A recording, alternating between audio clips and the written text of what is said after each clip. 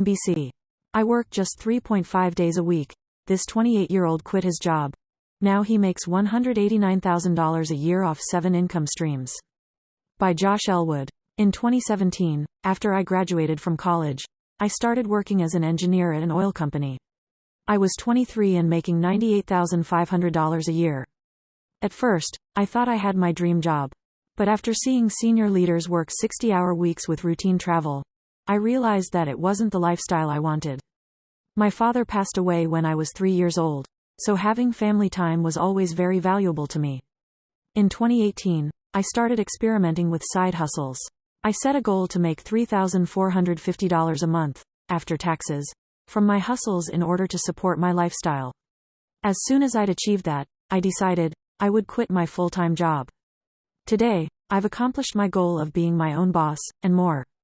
I left my engineering job in February 2021 to work on my side hustles full-time. Last year, I made a little over $189,000 from my 7 income streams. YouTube, Google AdSense, $82,349. Fulfilled by Amazon, $13,886. Patreon, coaching, $33,114. Fiverr, product research, $29,014. Affiliate marketing, $29,496. Rental property, $1,272. Taxable dividends, $639. Now I work just 22 hours a week. I take off Thursdays, Friday afternoons, and weekends. Whether it's golfing with my grandpa, cooking family dinners, or starting new business projects in my community, I have plenty of time to invest in the people and things that I care about most. Here's my best advice for turning your side hustle into your full-time gig, all while working less hours. 1. Don't be afraid of trial and error. With my early side hustles, I tried acquiring rental properties, then started placing ads in the backseat of Ubers and renting out my 3-wheeled Polaris Slingshot motorcycle on Turo, an online car-sharing platform. But none of those businesses were successful.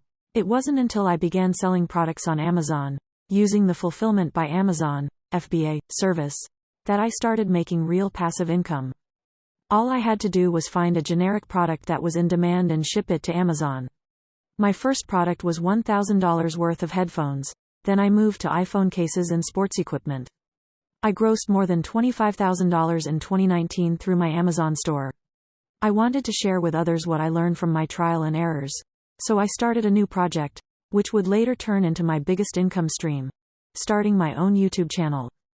2. Build a community around your expertise. I launched my YouTube channel, Debt to Dollars, in February 2020. I committed to posting at least 2 videos per week at first. Over the next 8 months, I gained 14,000 subscribers and 871,000 channel views. While growing my audience, I realized that I wanted to connect more with my subscribers and build a real community. So in October 2020, I began mentoring students one-on-one for $50 a month on how to make money selling products on Amazon.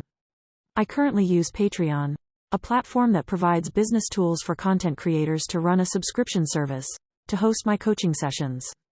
In February 2021, I started my product research service on Fiverr, in which customers would pay me to find high-demand, low-competition products, trending toys, pet supplies or travel accessories, that they could sell on Amazon. These community-based businesses helped me reach my long-awaited income goal of $3,450 per month. 3. Prioritize tackling debt. I was able to quit my full-time job when I was making less than $4,000 per month because I had paid off all of my debts, except for my house and car. There are plenty of methods you can use to pay down debt, but I personally like the debt snowball method because it helps you see your progress. Here's how it works. List all of your debts from smallest to biggest. Make the biggest payment on your smallest debt and the minimum payment on the rest. Repeat until you pay off the smallest debt, then continue on with your next smallest debt. 4. Set up the legal side of your business early. It's important to incorporate your business with your state for practical reasons, like asset protection and tax advantages. But I also believe there's a psychological benefit. I attribute some of my past failures to treating my side hustles like hobbies instead of businesses. Once I formed a limited liability company, LLC, in Texas in 2019, I took everything more seriously and professionally. It's not a coincidence that all of my businesses failed until then. An LLC has some of the best features of a corporation or partnership. Two other business structures that are also used by companies in the U.S. LLCs protect their owners from being held personally responsible for the business debts or liability, like a corporation. But like a partnership, LLC's income pass through the business and are taxed the owner's personal income, which makes filing taxes simpler. You can form your own LLC by filing a certificate of organization in your state, which normally costs anywhere from $50 to $300. Many states list filing information on their Secretary of State website. 5. Find a schedule that works for you and stick with it. When I was working my full-time job, I lacked motivation to work on my side hustles. But once I put pen to paper and committed to a schedule, working on my business was part of my weekly routine. I chose to focus on my side hustles each weekday evening after work and every Saturday morning. I still stick with a weekly schedule. I work Monday through Wednesday and a half day on Friday. Each day I'll work 4 to 6 hours, with each hour blocked for a specific task. If you don't set aside specific times to work on your side hustle, your business may get lost in daily priorities. 6. Set up systems that will save you time in the future. I invest in business models that require as little of my time as possible. It is the only way I am able to work 22 hours per week and still grow multiple income streams. But remember that automating things, and creating the most effective systems, can take time at first. Every month, I reflect on where I spent most of my work hours and find ways to make those processes more efficient. For example, I used to spend 4 to 8 hours per week editing videos. I decided to outsource my video editing, but that also required some time up front to run the numbers to see where it fit into my budget, and find a great editor to do the work. But now that I already put time into doing that, I spend those hours growing my business in other ways, or working less. 7. Identify what makes you different. Marketing is more than just advertising your product or service. It's separating yourself from your competition by making your customer feel something. They'll come back or, even better, tell their friends about you. When I first started selling on Amazon in 2018, I used stock photos my supplier gave me for my product listings.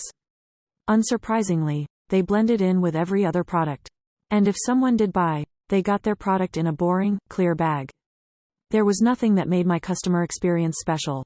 Once I learned the importance of providing something special, I started to take my own product photos, and I designed custom packaging.